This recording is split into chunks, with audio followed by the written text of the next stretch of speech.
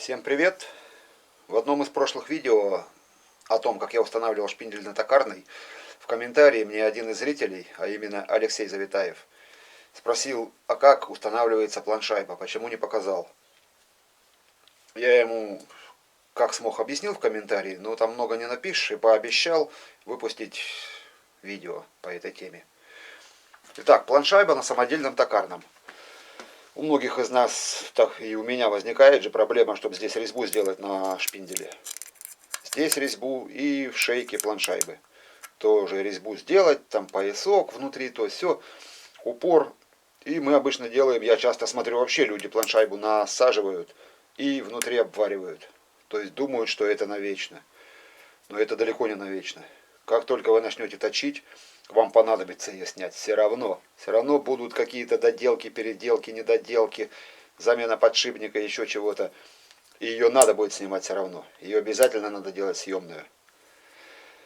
Вот, планшайба. Но она у меня жизнь видела. То есть она уже стала вот такой тонкой. Потому что я, пока делал токарный станок, я ее точил бесчисленное количество раз. Поэтому делал проставку, вот эту чугунную, до патрона. Проставка на 3 болтах у меня крепится. И потом уже насквозь патрон. Так, крепление. Шейка идет на вал, плотно одевается. Она у меня с-под молотка надевается. Не вот эта вот втулка, а внутренняя шейка, то есть планшайбы. Я дальше, если кому непонятно, покажу на макете. Все, думаю, будет ясно. Шейка плотно надевается на вал, а дальше точится втулка толстостенная. И на эту втулку привариваются 3 гайки. 3 гайки. Раз, два, и там была 3-я. У меня гайки на 12, и сверлится резьба, ну, сверлится отверстие через гайку, и нарезается сквозная резьба, то есть, чтобы в гайке была резьба, и здесь, чтобы была резьба. Это делается для того, что, ну, не знаю, я не встречал таких сварщиков. Короче, как бы вы ни варили гайку, каким слоем, как бы ни прожигали, при затяжении гайку оторвет. То есть, если здесь не будет резьбы, гайку оторвет просто-напросто. Все равно оторвет. По-любому. Она будет отходить, лопаться. Вот. Поэтому нужна сквозная резьба вместе с этой заодно, чтобы была. И здесь внутри в шейке просверлено отверстие. Одно. Часто я вижу, что даже на заводских, по-моему, где-то видел. 3 отверстия и прорези продольные. Ну, то есть, чтобы как лепестки, вот так сжимать ее.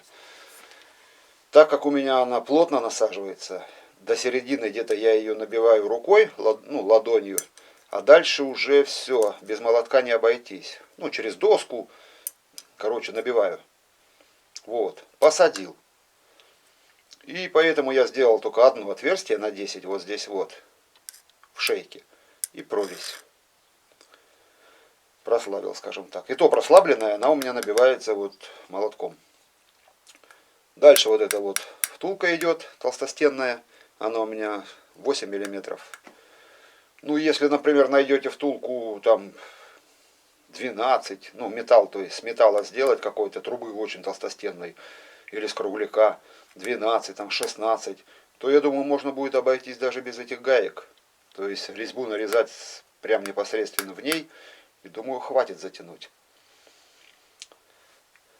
Вот. Так, дальше. Ну и все, дальше затягиваю. И затягиваю до тех пор, я ее снимаю монтировкой, то есть вот сюда вставляю в этот прогал, в эту щель монтировку, и на излом потихоньку выдвигаю, когда расслабляю болты. И таким же образом я ее и проверяю, это на затяжку. То есть, когда насадил, монтировкой она понемногу снимается. После затяжки монтировкой ее уже снять невозможно. И добавочный стопор сделан. Стопор у меня на 10. Здесь сквозное отверстие на 10 в этой шайбе, а в шейке резьба на 10.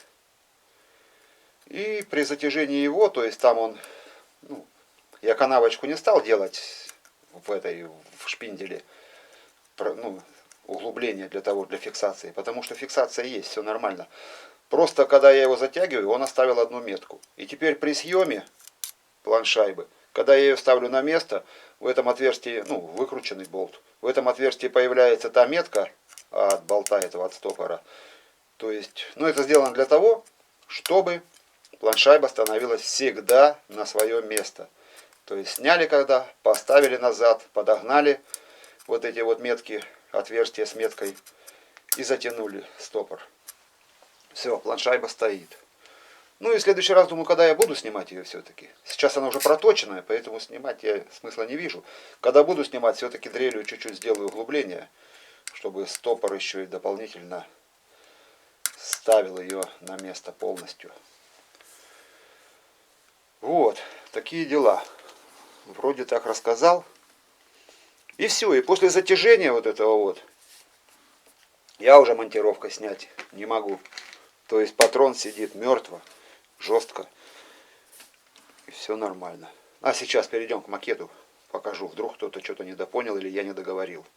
Потому что в мыслях одно, а на словах, может быть, получилось по-другому. Вот он мой недомакет.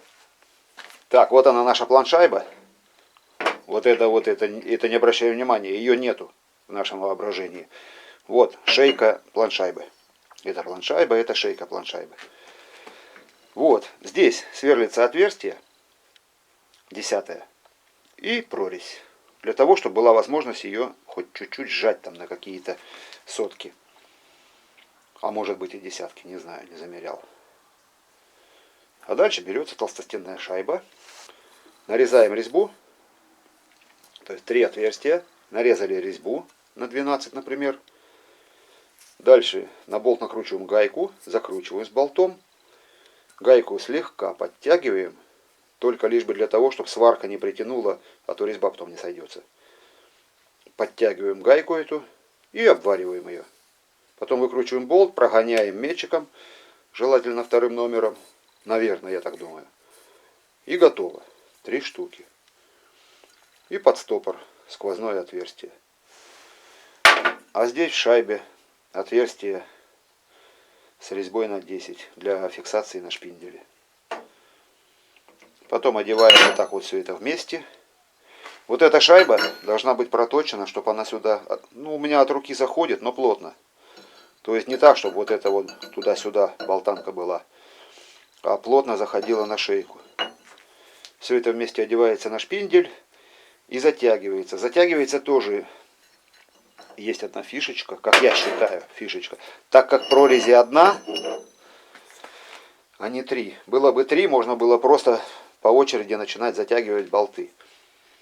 А так как прорезь одна, я затягиваю, смотрите, если вот, например, вот здесь отверстие с прорезью, которая будет, здесь болт, и напротив отверстия 3-й болт. Так вот, я затягиваю вот эти 2 болта полностью, сколько могу. Затягиваю болты, чтобы сжало шейку, а потом уже 3-й болт, скажем так, наверное, для поддержки штанов или для чего. Короче, 3-й болт затягиваю. И потом уже фиксатор тоже. Не забываем затянуть. Так, еще, мужики, хочу извиниться за то видео именно про шпиндель. Там получился такой ляпсус. Когда я показывал биение шпинделя и биение в патроне, что у меня там было, там сколько, сотка, полсотки. Один из зрителей досмотрел, и потом я при пересмотре тоже досмотрел. И даже мне уже второй вот сейчас человек написал, сегодня утром комментарий увидел, что при замере вверх-вниз играет сам индикатор. То есть индикатор был у меня закреплен, видать, слабо. Я этого не заметил. И поэтому биение было полсотки. Сегодня я замерил сейчас биение вот на непроточенных кулачках, потому что я и тогда сомневался, думаю, как так, кулачки не проточены. Я же вам говорил, что с весны их не протачивал. Полгода они точат, они уже много чего повидали, всякого металла, и удары были. И полсотки биения просто такое как-то странно. Так вот, сейчас биение у меня здесь 1 и 2 десятки. На этих кулачках. Вот.